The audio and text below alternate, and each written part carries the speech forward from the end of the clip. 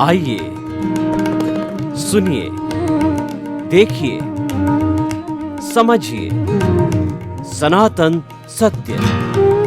जैसी दृष्टि वैसी सृष्टि, दृष्टि विज्ञान।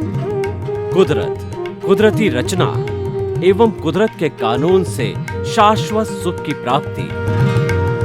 जोधपुर के परम पूज्य महात्मा उपासक प्रोफेसर डॉक्टर सोहन राज तातेड़ के निर्देशन में सनातन सत्य।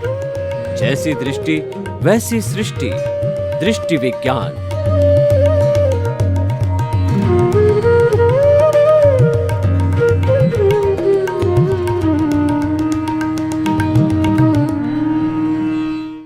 स्वामी जी, अब हम जो बात करेंगे अभी वो हमारे सामाजिक जीवन की थोड़ी बात करेंगे कि सामाजिक जीवन में क्या होता है कि एक व्यक्ति जन्म से जब पैदा होता है तभी से वो कष्ट लेकर के आता है और वो कष्ट जीवन भर भुगतता ही रहता है।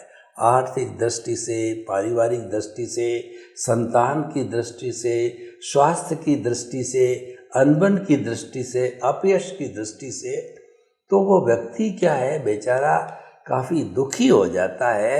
और कई बार तो ऐसे लोग जब चरम सीमा पर पहुंच जाते हैं, सुसाइड तक करने की सोच लेते, आयुष्य खड़ा होता है, कोई न कोई उनको बचाने वाला मिल जाता है। तो ऐसे व्यक्ति जिनको लगता है कि मेरे तकलीफ़ों का कोई अंत नहीं है, ऐसे लोगों को अध्यात्म विज्ञान का आप प्रयोग बताइए, आप उसकी एप्लीकेशन बताइए, ताकि कि वो जो जीवन जी रहा है उसमें से थोड़ा अपना वो दुख कम कर सके। तो ये जगत कल्याण का एक बड़ा कार्य हो सकता है, क्योंकि सोसाइटी में अपन जीते हैं, अपना तो जीवन परस्पर जीवन है। अभी हम मोक्ष में नहीं गए, अभी हम केवल ज्ञानी नहीं बने हैं, तो परस्पर की बातें मायने रखती है। कृपया मार्गदर्शन दीजिए, ऐसा व्यक्ति कैसे अपने आप को संतुलित और थोड़ा शांतिपूर्ण महसूस कर सकता है जीवन। जय सच्चिदानंद। सभी श्रोताओं को मेरा नमस्कार। बात बहुत अच्छी है कि कैसे हम ये विज्ञान को जान करके अपने प्रैक्टिकल लाइफ में, डे टू डे व्यवहार की लाइफ में कैसे हम इसको प्रयोग के रूप में रख के अनुभूति पा सके, थोड़े थोड़े लेवल पर भी एक मुक्तता की अनुभूति हो और एक टेंशन मुक्त अवस्था हो और एक अवस्था ऐसी हो जो दिमाग के अंदर अवस्थाओं के अधीन जो विडंबना होती है, पजल होता है, इसका हमको विज्ञान के माध्यम से सॉल्यूशन भी मिले ताकि हम स्वस्थता से धीरे धीरे आगे बढ़ सकते हैं। तो विज्ञान कैसे हमको आम आदमी को ये प्रैक्टिकल लाइफ में, डे टू डे लाइफ में सहायक होता है। तो इम्पोर्टेंट बात यह है कि धीरे धीरे आपको फंडामेंटली आपको दृष्टि चेंज करनी पड़ेगी। दृष्टि कैसे चेंज करोगे? व्यवहार तो वही का वही रहेगा, सिर्फ पहले आपका सेंटर पॉइंट चेंज होगा। अभी तक सेंटर पॉइंट था मन वचन काया या नामधारी, अभी सेंटर पॉइंट होगा शुद्धात्मा। पहले सेंटर पॉइंट बदलोगे तो भी आपका 50% काम हो जाएगा। सेंटर पॉइंट सब्जेक्ट टू हम पुरुषार्थ करते हैं, कोई भी पुरुषार्थ सब्जेक्ट टू सेंटर पॉइंट करते हैं। अगर मैंने दुकान लिया है तो मेरा पुरुषार्थ क्या रहेगा? दुकान में तरक्की कैसे करूं। अगर मैं नौकरी करता हूं तो पुरुषार्थ क्या रहेगा? नौकरी में कैसे मैं पैसे कमाने के लिए आगे बढ़ूं, मेरे को इंक्रीमेंट ज़्यादा मिले, पोस्ट ऊपर की मिले। हर फील्ड के अंदर हर व्यक्ति को ऐसा लगता है, मगर ये बात ध्यान में रखो कि हर व्यक्ति आगे बढ़ना तो चाहती है और आसानी से उसका उपयोग करके अनुभव करना तो चाहती है, मगर मूल बात यह होती है कि सेंटर पॉइंट चेंज नहीं करती है। आज हमारे भारतवर्ष के अंदर, ये हिंदूवादी देश है, इसके अंदर सभी लोगों को मैं आत्मा हूं ऐसा तो मालूम है, ऐसा नहीं कि ज्ञान नहीं है। मगर बात यह है कि आत्मा की वैल्यू, आत्मा की जागृति नहीं है, फिर आप इस फील्ड में आगे कैसे बढ़ सकते हैं? आप मन वचन काया से अलिप्त कैसे रह सकते हैं? जब आपका सेंटर पॉइंट ही शरीर है, फिर कोई भी प्रयोग करोगे सब्जेक्ट तो शरीर ही रहेगा। तो पहले सेंटर पॉइंट बदलने की कोशिश करो कि मैं शरीर नहीं, मैं शुद्धात्मा हूँ, और शरीर वो कर्मों के भुगतान का साधन है और उसके ऊपर हमारा कंट्रोल नहीं है।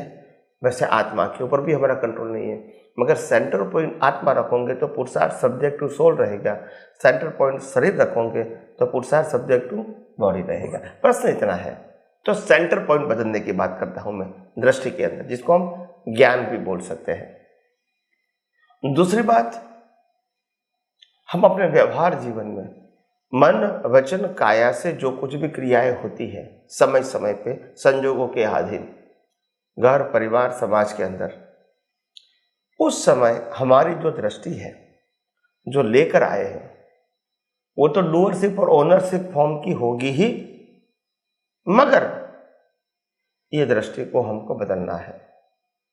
यानी डूअरशिप ओनरशिप की दृष्टि डिस्चार्ज के रूप में सफरिंग के फॉर्म में एज इट इज रहेगी, मगर पुरुषार्थ वाली दृष्टि में वो ही अवस्था को कुदरती रचना के रूप में देखने का प्रयास करना पड़ेगा।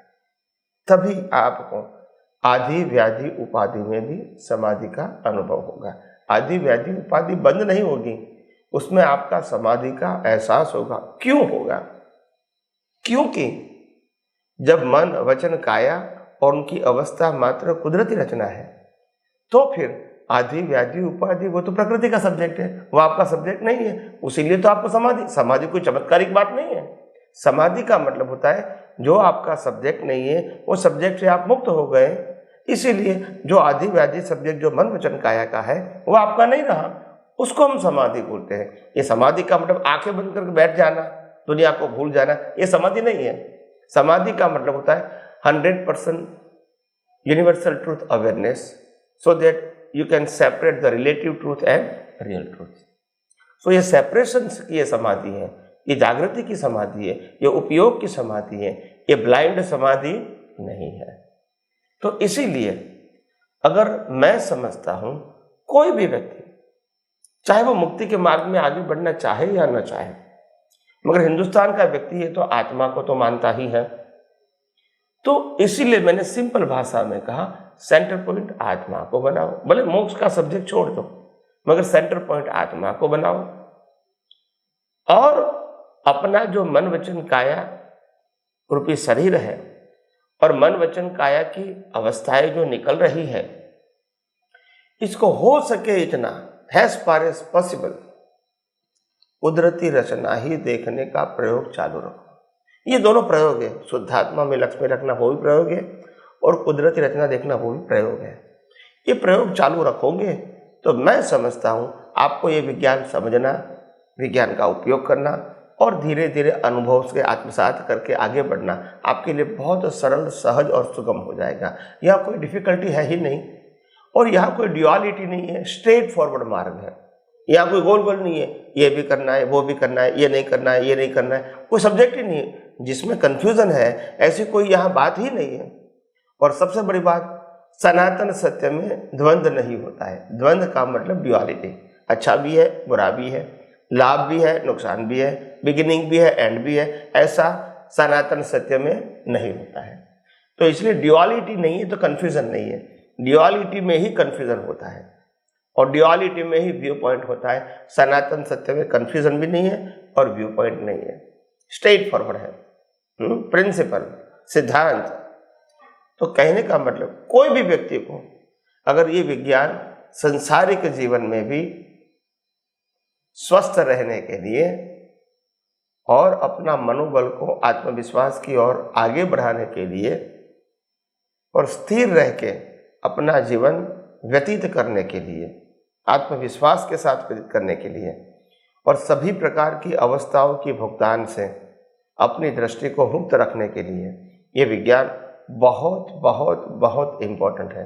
और मैं समझता हूँ ये विज्ञान हजारों लाखों लोगों के काम में आए, यही मेरी सद्भावना है।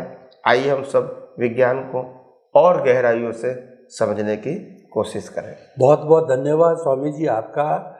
स्वामी जी, अभी हम समाज की चर्चा करें तो समाज में बहुत से अनैतिक कार्य होते हैं, वेश्यावृत्ति, बूचड़ खाने और ये जो शराब खाने बार वगैरह चलती है, अवैध के अंदर जो है वो जहरीली चीज़ें बनाना, मसालों के अंदर मिलावट करना, देशी शराब बनाना, होता ये सब कुदरत करवाती और अपने अपने कर्मों के अधीन होता नहीं मानते हैं। लेकिन क्योंकि हम सामाजिक प्राणी और हमारे इस अध्यात्म विज्ञान, इस विज्ञान की एप्लीकेशन करनी है समाज के अंदर। सारा रिलेटिव सत्य है पूरा समाज, पर इस अध्यात्म विज्ञान की एप्लीकेशन किए बिना ये अध्यात्म विज्ञान क्या काम का है। तो ऐसे व्यक्ति जो अनैतिक कार्य कर रहे हैं उनको किस रूप के अंदर हम अध्यात्म विज्ञान, किस समय, किस रूप के अंदर और किस तरीके से उनको बतावें, उनको एकांत में ले जाके, तो ताकि कि क्या है कि जो वो कार्य कर रहा है उसका सब्स्टिट्यूट ढूंढ ले, वो अपना जीविकोपार्जन का अन्य रास्ता ढूंढ ले। तो ऐसा हमें पुरुषार्थ अध्यात्म विज्ञान से हो सकता है, कैसे हो सकता है? कृपया ये थोड़ा आप इस पर दृष्टि डालें। सबसे बड़ी बात यह है कि आध्यात्म विज्ञान किसी को गलत कहने के लिए नहीं है। आध्यात्म विज्ञान किसी व्यक्ति को गलत करने की स्वतंत्रता है ऐसा मानता भी नहीं है, और इसीलिए बहुत बुरे विचार वाले भी और बहुत बुरे कार्य करने वाले भी ये आध्यात्म विज्ञान का लाभ लेके अपनी प्रकृति से मुक्त रह के आगे बढ़ सकते हैं। समाज उसको माने या न माने वो अलग सब्जेक्ट है, मगर वो आंतरिक दृष्टि से वो बहुत कुछ ऊपर जा सकते हैं, आगे जा सकते हैं, और यही इसकी विशेषता है। क्योंकि सामान्य तौर से क्या होता है, अगर कोई व्यक्ति समाज में उन्होंने कोई ऐसा काम कर दिया, असामाजिक कार्य कर दिया और समाज की नज़रों में आ गया, तो वो समाज की नज़रों में वो गिर जाएगा व्यक्ति, और इसीलिए उसको हर जगह पे डिप्रेशन महसूस होगा। लोग उनको इस प्रकार से देखते हैं, ये व्यक्ति ऐसा है, ऐसा है, ऐसा है। और जब लोग इस प्रकार से देखेंगे और व्यवहार भी इस प्रकार से करेंगे तो उनको अच्छा तो नहीं लगेगा, मगर क्या करें, जो होना था वो हो गया, अभी वो ना होना तो होगा नहीं। समाज के लोग ऐसा मानते हैं कि बुरा किया इसीलिए हम इसको उसको बहिष्कार करते हैं, यानी उसके साथ व्यवहार करना नहीं चाहते हैं। और हो सकता है कि उनके दृष्टिकोण से वो सही है, समाज के दृष्टिकोण से, कि हमको कोई झंझट में पड़ने की जरूरत है, ये काम तो हम दूसरों के पास से भी करवा सकते हैं। मगर जो व्यक्ति को इस प्रकार की परिस्थिति में आना पड़ा, उस व्यक्ति के लिए विज्ञान जो है वो बहुत इंपॉर्टेंट है, क्योंकि वैसे भी वो फिजिकली कहो, मेंटली कहो, वो डिप्रेशन के वातावरण में आ चुका है बिकॉज ऑफ हिज एक्टिविटीज। मगर अगर उसके पास ये विज्ञान की दृष्टि है, ये सनातन धर्म की दृष्टि है, सनातन विज्ञान की दृष्टि है, ये आध्यात्म विज्ञान की दृष्टि उनके पास है, तो वो हर परिस्थिति में भी ऐसा होने के बावजूद भी स्वस्थ रह सकते हैं, अपने मन वचन काया को भी कुदरती रचना देख सकते हैं, और समाज के लोग जो इसका विरोध करते हैं इसको भी कुदरती रचना देख सकते हैं। इसके आधार से उसका मन या ज्ञान दर्शन विचलित नहीं होगा। और दूसरी बात, उनको ये भी दृष्टि मिलेगी पैरेलल आध्यात्म विज्ञान के माध्यम से कि मैं शरीर नहीं, मैं चेतन, अविनाशी और अनंत शक्ति वाला ऐसा मैं शुद्ध आत्मा हूँ, ये भी मिलेगी। तो ये दोनों दृष्टि से उनको एनकरेज मिलेगा, लिफ्ट होगा, उसको उसका ज्ञान दर्शन लिफ्ट होगा, और कोई अवस्था उसको पकड़ नहीं सकेगी। अवस्था आएगी चली जाएगी, मगर ज्ञान दर्शन उसको सेपरेट रख के आगे ले जाएगा, वो स्टक नहीं होगे वहां। तो इसीलिए हमने कहा कि हम अपने जीवन में ये विज्ञान अच्छे व्यक्ति, बुरे व्यक्ति, मध्यम वर्ग के व्यक्ति, जिसको मोक्ष में जाना है या नहीं जाना है, सभी व्यक्तियों के लिए ये विज्ञान बहुत हेल्पफुल है और हेल्पफुल रहेगा। कोई भी फील्ड के व्यक्ति को ये विज्ञान, सामाजिक व्यक्ति है, धार्मिक व्यक्ति है, आध्यात्मिक व्यक्ति है, प्रोफेशनल वाले व्यक्ति है, पॉलिटिकल व्यक्ति है, फिल्म इंडस्ट्री से जुड़ी है, बिजनेस और नौकरी करता है, सभी व्यक्तियों के लिए ये विज्ञान की दृष्टि बहुत ही उपयोगी और उपकारी रहेगी। मैं समझता हूँ इन बातों के माध्यम से शायद आपको समझ में आ गया होगा कि अगर मोक्ष में जाना या न जाना है, फिर भी हमारे सामाजिक लाइफ में भी ये विज्ञान की दृष्टि, या अध्यात्म विज्ञान की दृष्टि हमको बहुत कुछ हेल्पफुल हो सकता है।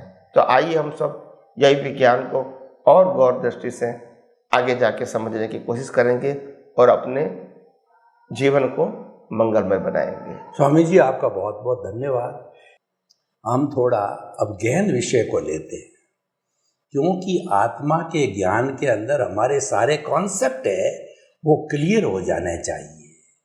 जो हम आत्मा को कहते हैं कि अनंत ज्ञान, अनंत दर्शन, अनंत सुख और अनंत शक्ति वाला है, ये जय सच्चिदानंद है और ये चेतन तत्व है। तो ये सारा जो है आत्मा के लिए क्यों कहा गया है? दूसरी बहुत बड़ी बड़ी चीजें हैं, यानी जड़ पदार्थ है, बड़े महल है, बड़ी चीजें हैं, तो ये सारे गुण जो है वो आत्मा के लिए एक जगह क्यों हुए हैं? और वो कहते हैं वो कहीं दूसरी जगह मिलता ही नहीं आत्मा के अलावा। तो ये गुण आत्मा के अंदर किस तरीके से आते हैं और इनके कारण क्या होता है, जबकि वो आत्मा तो अमूर्त है। इन सब बातों का विश्लेषण करके आत्मा की प्राथमिकता को आप प्रूव कीजिए, जिसके बिना, वन के बिना सब जीरो का कोई अर्थ नहीं है। मेरा प्रश्न ये है। जय सच्चिदानंद। सभी श्रोताओं को मेरा नमस्कार। बहुत अच्छा प्रश्न है कि सभी प्रकार की परमानेंट क्वालिटी आत्मा के अंदर है और विनाशी क्वालिटी अवस्था के अंदर या प्रकृति के साथ जुड़ी हुई होती है। ऐसा क्यों है? आत्मा तो वैसे अरूपी है, आत्मा तो रिलेटिव व्यू पॉइंट से अक्रिय है और आत्मा स्वभाव से, अपने स्वभाव से वो सक्रिय है, जिसमें कोई मन वचन काया रूपी क्रिया नहीं होती है। तो फिर सभी प्रकार की क्वालिटी आत्मा में क्यों बताई गई? बहुत गहन प्रश्न है और सभी बड़े बड़े विचारकों को, धर्मगुरुओं को और स्पिरिचुअल मार्ग में आगे बढ़ने वाले साइंटिस्टों को ये बात समझनी बहुत जरूरी है, ताकि भविष्य में कंफ्यूजन न हो। आत्मा के अंदर जो भी क्वालिटी है, आत्मा के अंदर जो भी क्वालिटी है, वो क्वालिटी क्वांटिटी वाचक नहीं है, वो क्वालिटी वाचक है। सभी प्रकार के अलग अलग गुण वो क्वालिटी वाचक है, क्वांटिटी वाचक नहीं है। और मन वचन काया में जो दिखता है गुण, क्वालिटी, वो क्वांटिटी वाचक है, वो क्वालिटी वाचक नहीं है। ये फंडामेंटल पहला डिफरेंस। अभी मैं आपको विस्तार से समझाने की कोशिश करूंगा। क्वालिटी वाचक और क्वांटिटी वाचक का मतलब क्या है? क्वांटिटी का वाचक का मतलब होता है आता है चला जाएगा, फिर आएगा चला जाएगा, फिर आएगा चला जाएगा। राग आता है चला जाएगा, आता है चला जाएगा, आता है चला जाएगा। द्वेष आता है फिर चला जाएगा, फिर दोबारा द्वेष आएगा चला जाएगा। हर क्वालिटी की जो लाइफ होती है, हर क्वालिटी की जो लाइफ होती है वो टेम्पररी होती है। हर गुणों की जो लाइफ होती है वो टेम्पररी होती है। यहाँ परमानेंट है, यहाँ क्वालिटी वाचक है। ऐसा क्यों बताया गया? कोई फील्ड का ज्यादा ज्ञान है, कोई फील्ड का मध्यम ज्ञान है और कोई फील्ड का ज्ञान नहीं भी हो सकता है प्रकृति को। तो ये उनकी सिचुएशन है। मगर आत्मा अनंत ज्ञान वाला बताया, क्योंकि वो विनाशी ज्ञानों को आसानी से बाईपास कर सके, ऐसा आनंद ज्ञान वाला है। प्रकृति को कोई भी अवस्था में समझ में आए या न आए, ऐसा हो सकता है। आत्मा के पास तो अनंत दर्शन है। अनंत दर्शन का मतलब उनको मालूम ही है कि ये भी अवस्था जो है, जो भी सामने दिखती है, वो कुदरती रचना है। उनके लिए कोई ड्युअलिटी नहीं है, अच्छी बुरी नहीं है, लाभ नुकसान वाली नहीं है, और डिटेल में जाने की जरूरत भी नहीं है। उनका कुदरती कानून में या कुदरती रचना में सब कुछ आ जाता है। तो ऐसा अनंत दर्शन है। अभी अनंत शक्ति का मतलब क्या होता है? आत्मा के शरीर के अंदर अलग अलग अवस्थाओं की अलग अलग प्रकार की ताकत होती है, स्ट्रेंथ होती है। आर्थिक, सामाजिक, मानसिक, शारीरिक स्ट्रेंथ होती है। ये स्ट्रेंथ अलग अलग हो सकती है, अलग अलग संजोगों में अलग अलग प्रकार का उसका बिहेवियर हो सकता है। मगर आत्मा में तो अनंत शक्ति है, यानी ऐसी सभी विनाश शक्तियों को बाईपास कर सकता है विदाउट उसका ज्ञान डिस्टर्ब किए। ऐसा वो अनंत ज्ञान है।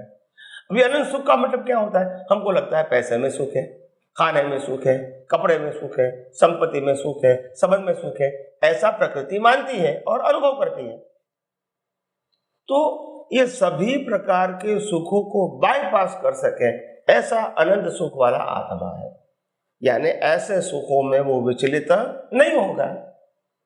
तो ये क्वालिटी वाचक शब्द है। क्या है? क्वालिटी, क्वांटिटी वाचक नहीं है। और दूसरी बात, ये अनंत ज्ञान, अनंत दर्शन, अनंत सुख और अनंत शक्ति, ये चार भी है और एक भी है। क्या बताया? चार भी और एक भी। एक भी है। जब जिसका रोल होता है वो करना है। दूसरी बात, ये जो अनंत ज्ञान, अनंत दर्शन, अनंत सुख, अनंत शक्ति की जो अनुभूति बताता है, वो शरीर है वहां तक है, क्षेत्र क्षेत्र में नहीं है, और जरूरत भी नहीं है। ये विनाशी के सामने है, जरूरी है, वहां तो है ही नहीं। तो ये सब बातें हमको समझनी पड़ेगी, तभी आपको ये विज्ञान समझ में आएगा। आज तक लोग शब्दों की भाषा से आगे गए ही नहीं है। मैं कहता हूं कि साइंस को समझोगे तो मालूम होगा कि हम जो शब्दों की भाषा समझते हैं वो प्रीसिस ज्ञान है, and they create so many confusion. आप पूरा पैकेज जानोगे तो मालूम होगा कि वास्तव में ये भी शक्तियां आत्मा में, शरीर है वहां तक है, फिर वहां तो रोल ही नहीं है। रोल नहीं है तो एप्लीकेशन कैसे होगा, अनुभूति कैसे होगी? जब वहां कोई लिमिटेड ज्ञान वाला है ही नहीं, तो आत्मा कैसे कहेगा मेरा ज्ञान वाला भी? सभी आत्मा इक्वल ही है, वो जरूरत वहां नहीं। तो यहाँ जरूरत है, क्योंकि यहाँ रिलेटिव शक्ति की अवस्थाएं अलग अलग प्रकार की है, आती है, जाती है, रुकती है, लंबे समय के लिए, छोटे समय के लिए। तो इसीलिए ज्ञान की जरूरत है, और लोग इसमें कंफ्यूज हो जाते हैं। तो इसीलिए इसी प्रकार का जो ज्ञान होता है आत्मा में, इसको अगर हम पहचान करें एक स्थूल एग्जाम्पल से, कैसे उसको समझे क्वालिटी एंड क्वांटिटी को, तो हम जब पहले जमाने में कोडक का कैमरा आता था, कोडक का, ऐसे बहुत सारी कंपनियों का भी आता था, जिसके अंदर रोल आता था फिल्म पिक्चर लेने का, और जितने रोल आ जाके 24 का रोल है तो 24 पिक्चर हम ले सकते थे। तो इसको हम क्वांटिटी वाचक कहेंगे, पिक्चर भी कहेंगे, मगर कैसा कहेंगे? क्वांटिटी वाचक है, से लिमिटेड। मगर हम जब घर के अंदर मिरर को देखते हैं, 6 बाई 3 फुट का मिरर, उसमें अनंत पिक्चर आता है, फिर भी कभी फुल नहीं होता है, तो ये क्वालिटी वाचक है। मगर वहां सेव नहीं होता है, यहाँ क्या होता है? सेव होता है। तो अभी आपको समझ में आना चाहिए कि what is the difference between the quantity वाचक एंड क्वालिटी वाचक। क्वालिटी वाचक में कोई परमानेंट नहीं होता है, वो स्वभाव है। क्वांटिटी वाचक में टेम्पररी पण है, क्योंकि उसका नाश होने वाला है, आता भी और चला जाता है, यहाँ आने जाने का प्रश्न नहीं है, इसलिए उसको क्वालिटी कहा या क्वांटिटी कहा।